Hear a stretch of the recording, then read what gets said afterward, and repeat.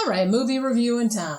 Yeah, we got a good one today. Yeah, we're doing another 70s one, haunted house / vampire. Yeah, vampire living in a haunted house, Salem's Lot. Yes, from 1979. One of the better Stephen King adaptations, I have to say. It's from his second novel, which was published in 1975. Originally intended to be a feature film, but I guess after it was purchased by Warner Brothers, they thought, they had like 3 different directors like turn in a screenplay, and nobody could really get it right. Yeah. So then they decided, well, let's make it a miniseries because, the novel is so long and it's so intricate. Yeah, it came out on TV when I was a kid, and I remember watching it, man. It scared me.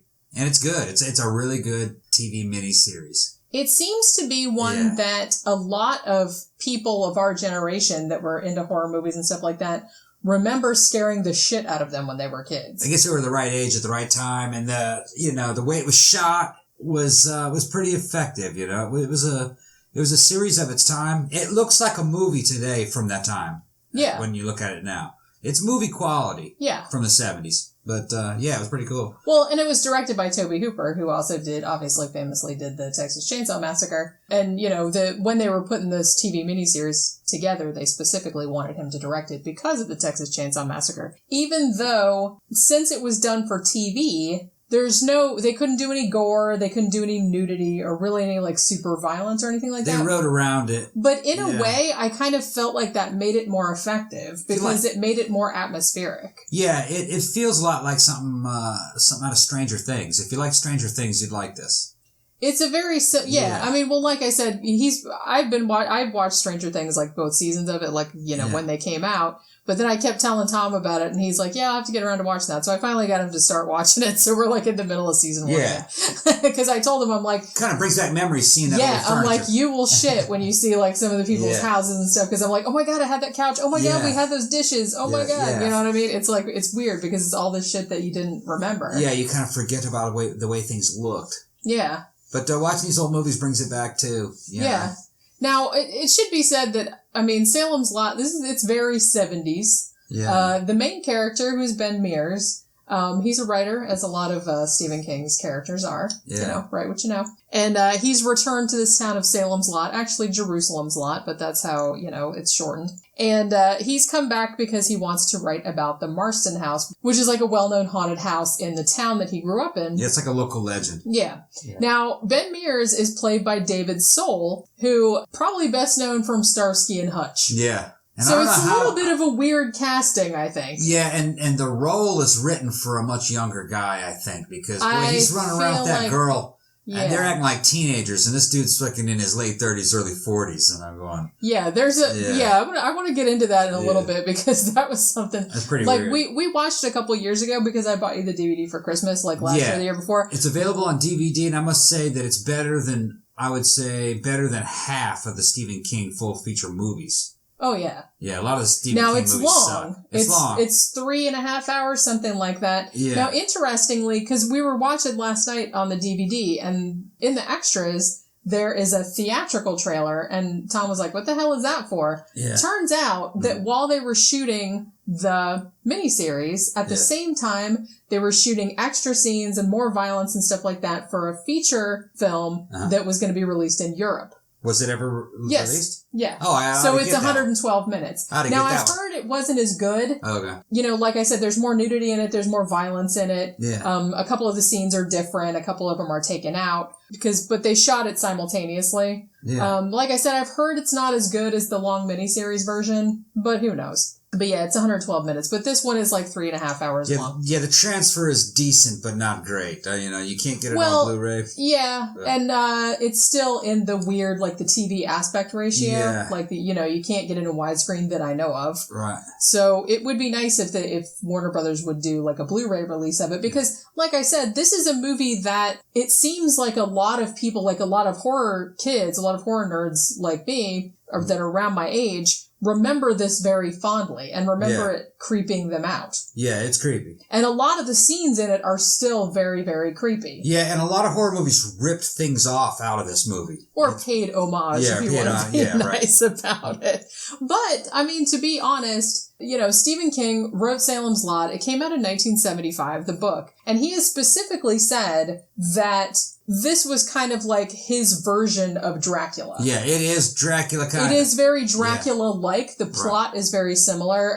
It has the same kind of thing where, someone comes ahead. Richard Straker in Salem's Lot is kind of like a Harker / Renfield sort of character where he's like sort of like a living person who's like the face of the vampire. Yeah, he handles all the vampire's business. Yeah, and he comes to the town before to like kind of pave the way, and then the vampire arrives like in a crate, from Europe or whatever. You assume that he's just a regular guy, but you find out later there's more to him than meets the eye. He's not a vampire, but you'll see. He's got some abilities in the book. And like I said, as the story goes on and like the inhabitants of this town start falling to this vampire plague, it's structured very much like Dracula, where the whole thing with Lucy and then somebody, her kidnapping the baby and all this other kind of stuff. Yeah. All that kind of stuff is in here. Yeah. And there's a lot of stuff with reference to rats and things of that nature. Yeah. They also have the thing where nobody knows much about vampires and nobody has to kill a vampire. How to kill a vampire. You gotta look up books to figure out how to kill a vampire. This cracks me up. They've never heard of Dracula, movies. I don't think. And I think they did that in a lot of Hammer movies too. Yeah. It seems like whenever there's a vampire, on the hunt or whatever in a town, nobody immediately sees the marks on the necks and hey, they don't have to vampire. Hey, vampire, let's kill it with a stake or whatever, because everybody knows how to kill a vampire. And then they have to go through the thing where they teach the audience about vampires. Right. Funny. It wasn't too egregious in this one, but it's like, I really, really it'd be one thing if it was like some monster that you'd never seen before. Right. But everybody in the fucking world knows what a vampire is and knows how you kill one. Think of how fucked up the movie would be if the main characters went, oh yeah, this is a vampire. Okay, yeah, go get him. Now that's another thing too, because we know how to take care of those, just like Dracula. Remember Dracula? Yeah, we saw that movie. Yeah. It's funny because and I realized, and I was going to say too, that you really can't win because you either go the route of, everybody knows. It's kind of like The Walking Dead, we never call them zombies, even though everyone in the world would call them zombies if that happened in real life. Yeah, they never seen the movie Night of the Living Dead or anything like that. Yeah, and it's like they have to figure out, you have to shoot them in the head. Or, you know what I mean? Right. It's like a whole learning curve that you shouldn't really have to have. But then if you try to go the other direction and say, in this universe, everyone has seen the same movies that the people watching this have seen, so they know how to kill vampires or whatever, then you're going to come across as being, like, ironic. Right, yeah. You know what I mean? Hey, isn't this turning out a lot like that book? What was it called? Dracula? Yeah. Boy, this plot sure does seem a lot like Dracula, doesn't it? Then it would be too self-referential, and I'm not sure I would like that either. Right. So I'm not really sure how you can solve that conundrum. No, but I think they did a good job. They did. It's pretty low-key. Yeah. I have to say that, like, when the shit first started happening, the writer, Ben Mears, and his friend, who was a teacher that taught him back in the day, and he's, still there. His name's Jason, I think, and his name's Matt in the book, but for some reason they changed his name to Jason Burke, I think his name is. And they're pretty much like, don't call me crazy, but I'm pretty sure this might be a vampire. And he's like, yeah, I think it might be. And then they try to tell the other people in the town, and they're like, no. And then they're like, oh, maybe. You know what I mean? Because at first, like, the main doctor that's in the town, all these people start dying of these weird ailments. Like, they're getting all weak, and then they turn up in the hospital, and they, don't have blood and stuff. Oh, it's pernicious anemia, which, like, sudden onset pernicious anemia. Yeah. But I liked that, because it was kind of realistic, because it's like, you wouldn't jump to vampires. But it didn't take them that long to jump to vampires. It seemed like a pretty reasonable time frame. Yeah. And the movie, it's good because, I don't know, it's kind of, because I guess it was originally aired in 2 parts. I guess it was aired in 2 2-hour parts, with commercials. So that's why it's only 3-something hours. So when you watch it all in one go, it kind of almost seems, I don't know, the pace of it seemed strange when I was watching it again. It's slow. It is very slow. It's like they're drawing certain parts out. Yeah, they do have to draw things out, I guess, because, you know what I mean? Which is kind of ironic because they wanted to make it longer because they said, well, this book is too long to adapt to a, feature-length film. So, but it does kind of give the movie room to breathe. Like you have a fun time watching it. Yeah, you kind of like get into the heads of some of the characters and there's almost like a quality of, I think even Stephen King, when he wrote the original book, he said, I wanted to write something that was like Dracula meets Peyton Place. So it's kind of like a small town soap opera, right? With vampires, which is about what this is like. Yeah, women fooling around on their husbands. And there's a lot of like subplots of this darkness going on. Without that stuff, though, this would be a 25-minute movie. Yeah. So you have to have all that stuff from the book in there because the vampire part of the plot that's resolved pretty quickly. It is, and I had forgotten about that. Yeah.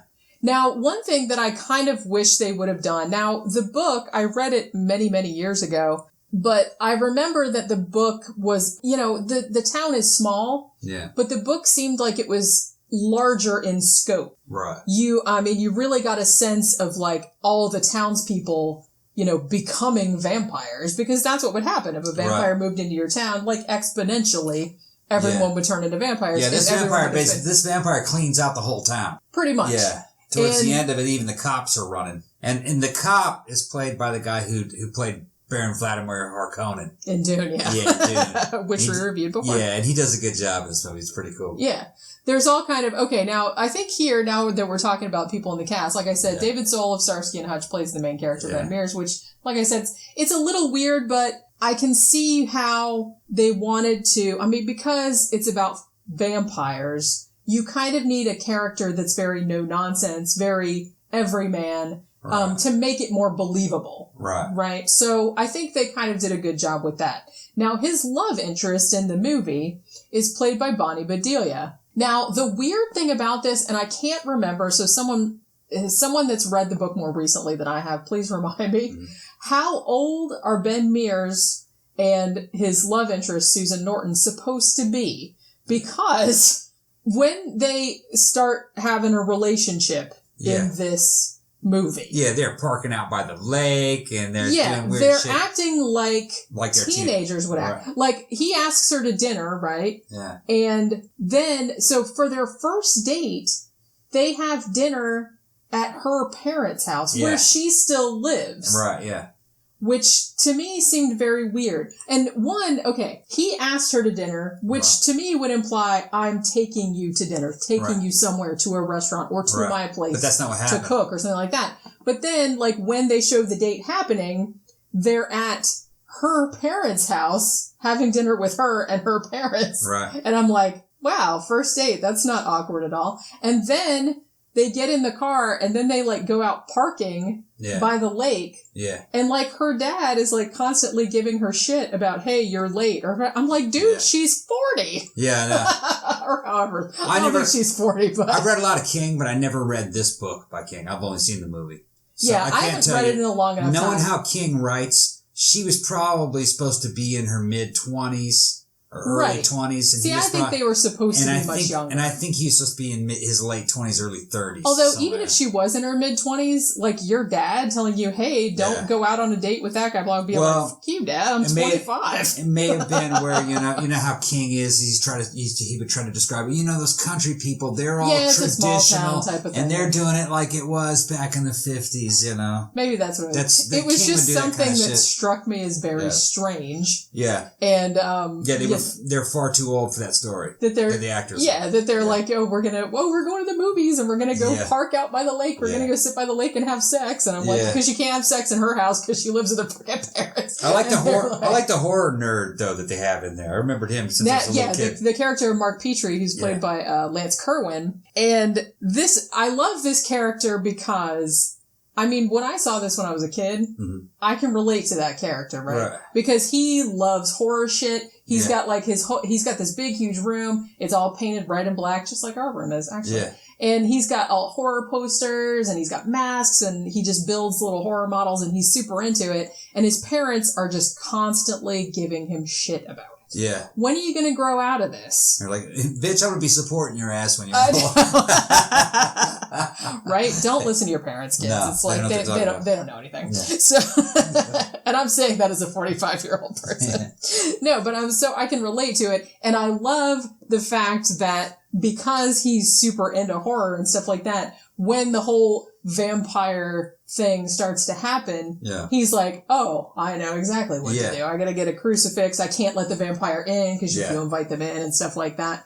But let's talk about some of the well-remembered super creepy scenes that are in this. Because like I said... The little kids coming through the window. Yeah. Like I said, no gore, not much violence. Didn't really need it, though. But it didn't really need it because the atmosphere of it was so good. It was good enough. And so many people have kind of singled out the scene where the little boy, I think his name is Danny Glick. I think so. Comes to he's all vampirized, and he comes like floating to his brother's window, like scratching at the window to get him to let him in. You got the contact. Because like I said, it's a vampire, you need to get invited because that's the rules.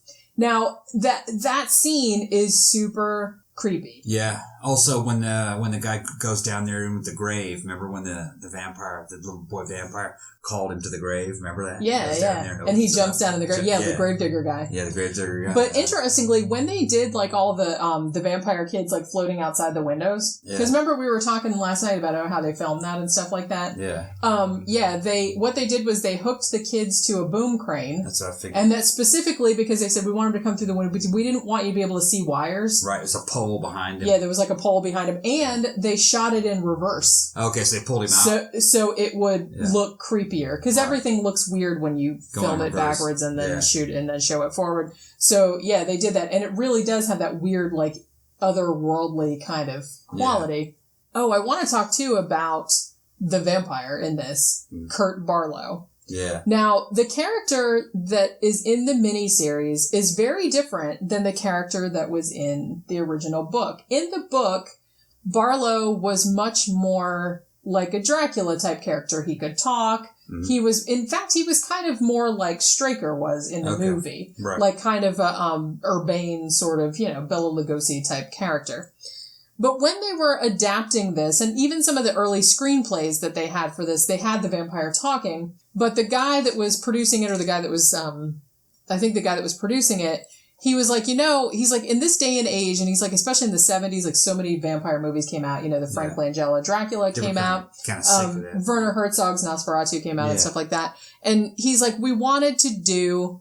He's like, how would you make a vampire talk and not be funny? It's like, you can't do a voice like Bela Lugosi. That's been done. It would be laughable. We can't do something like a demon, like Regan in The Exorcist, like that growly kind of voice. He's like, that would just be stupid. You wouldn't be able to hear him. He's like, so we made the decision that we're going to do like a throwback to Count Orlok from the original Nosferatu. We're going to do a vampire that looks rodent-like and doesn't talk. Right. And I think that was the absolute correct decision. Yeah, it worked. It's a creepy looking vampire. He is very creepy looking. That dude looks, in some of the shots, he looks anorexic. His arms can't He's been in a shit ton of other movies. Yeah. His name is... His arms just looked like broomsticks, how skinny they were. Oh, yeah. His name is Reggie Nalder, and he's been in a ton of... He was in Alfred Hitchcock movie, Man Who Knew Too Much, and he was in Mark of the Devil. He was in Bird with the Crystal Plumage. Okay, so he was a real actor. The Dario Argento movie. Okay. And so, yeah, he was in a bunch of Zoltan, Hound of Dracula, all kind of stuff. So his makeup in this... Even though this was made in 1979, it still looks kick-ass. The eyes look really good. The contacts, the yellow that like glows, and the teeth that are like fangs, but they're almost like curved. Yeah. Like they have these weird curved fangs, and he's all blue, and he has these gross-ass fingers. Dirty clothes. Yeah. And really, and I think, too, that it's more effective, too, that they don't show him that many times. No. Like, most of the movie is kind of based around... the relationships between the characters, the other townspeople getting turned into vampires. You don't really even see Kurt Barlow until probably like 3/4 of the way through, maybe 2/3 of the way through, something like that. And you're not talking about Dracula or Lestat or anything. This guy lives in squalor, dead animals in his house. Yeah, and just because it's nasty. Right, he lives in the Marston house, right? Which like I said, is the town's haunted house. All kind of horrible shit happened there. And when they go in it, like near the end of the movie, like when they're hunting for the vampire. It's just disgusting. It's like not livable. No. That was actually a set they built. Now the house, I was wondering about this, the Marston house. I was like, now is that an actual house where they filmed it? It's in Ferndale. They said it is an actual house, but it didn't look exactly the way they wanted it. So they built a facade over the original house. I got you. So it is a house, but it doesn't look exactly like that. I got you. They just found one in a location that they liked that looked similar to. Now at the end, they burned a house down, and maybe it was just that facade, but maybe they did. Yeah, that looked like they set that house on fire. Yeah, I bought into it. It looked like a real fire. And the implication too is that they not only burned down the house, but the whole town was supposed to burn down. Yeah.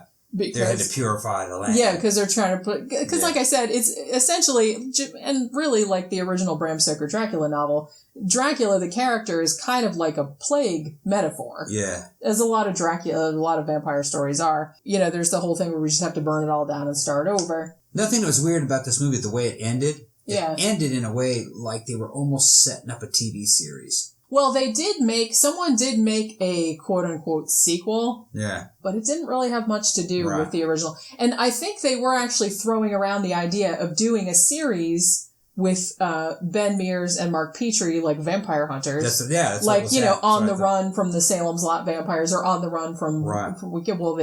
Yeah. So... Because it was set up perfectly for a series. Now, it should be noted, too, that they made another TV miniseries of Salem's Lot in 2004. Yeah, I heard rumors of it. And Rob Lowe was in it. Really? I'm going to have to see that shit. I haven't seen it. I've heard it was not good. Okay. But I don't know. It might be. Some people didn't like the TV version of The Shining. I liked the TV version. I did not. I mean, it was a very different movie. It was a very different story from what you saw in Kubrick's. Shining. But the television version of The Shining was right out of the book. It was real close to the book. Yeah, it was. Well, like I said, it was kind of. That wasn't a book. That book wasn't movieable. If you were going to make a movie out of that book, it would be Kubrick's. That's how you do that story. Well, the reason that I didn't like the Shining miniseries was because it was exactly like the book. Exactly like the book. The book is fantastic. Yeah. Kubrick's movie is fantastic. They're two different animals. Yeah. And I don't really think that you can take the story exactly as Stephen King wrote it. You can't make that scary. And make a scary movie out of it. No. It's a scary book. Because the viewer knows too much about what's going on, and it's not scary. It's only scary if you read it. That was the biggest problem that, and I think I went into this on my blog because I wrote like a big long thing because we recently rewatched the miniseries. Yeah. And I was kind of like, the problem is, in a book, you need a fuck ton of exposition because you're trying to create a whole world in your reader's head. They don't see anything. Yeah. So you're trying to get them to imagine it.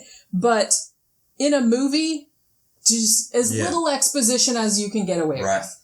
And I feel like that's what he did wrong in the movie adaptation. It's like, it's a movie. There's pictures. You don't need to have somebody going, and then this bad thing happened, and that bad thing happened, and this other bad thing happened. It's like, okay, can we just like leave that?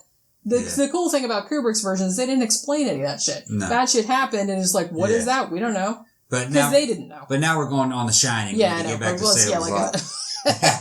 And I was going to say, one of the other super creepy scenes I thought was when the gravedigger guy gets turned into a vampire and he's in like the doctor's house or whatever, and then he dies, and then they take him away to the morgue or whatever, and he comes back to that dude's house, and he's just sitting there in the rocking chair with his fucking eyes glowing, and it's like, that is creepy as hell. But you can get this on DVD. Probably for only a couple bucks, depending on where you find it. Yeah, I think I bought it 1 or 2 years ago, and I think it was $10. We couldn't find a place where you could rent an online stream of it.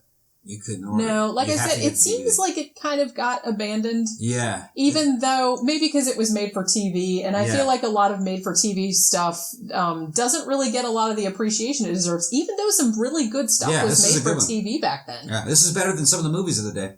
Oh, yeah. So, definitely. And like it's worth watching. I recommend it. Definitely in the top 10 Stephen King adaptations. Maybe even top 5. Yeah. I mean, I can't, I'm on the spot. The new It was good. Misery. This is in there, though. Stand By Me. Yeah. Okay, maybe it's top 10.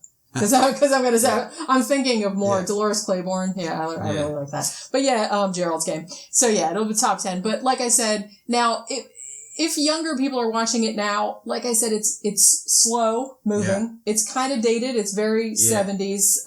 Everyone has feathered hair and big collars and velour, sexy velour jumpsuits or whatever that was that she was wearing. Right. But that's all kind of coming back around. That's coming back into vogue in the horror scene. So I guess it wouldn't be that jarring. Stranger Things is and a lot of, like I said, a lot of the newer horror movies that came out that were set back in the 70s and 80s. Yeah. So maybe it's not as jarring for younger audiences to see. You won't have to worry about CG or hokey jump scares. No, there's really not. There's a couple of jump scares, but they're very effective. Yeah. It's very restrained, especially considering that it's Tobe Hooper, for heaven's sakes. Yeah, very atmospheric. But you really kind of it's very mesmerizing. That's the word I want to use. It's like you can just sit there and like chill for like 3.5 hours and just kind of get into this little town and this whole shit about, and one other thing I wanted to mention too, and I think they didn't really go a huge amount into the haunted house aspect. Yeah. Because I think the implication, and I can't remember what the implication was from the book, but I think the implication from the movie was that the house was an evil house. Right. Because Ben Mears, the writer, his whole thing, he came back to town because he wanted to write a book about this house because he thought the house was inherently evil, or he wanted to see if a house could be inherently evil.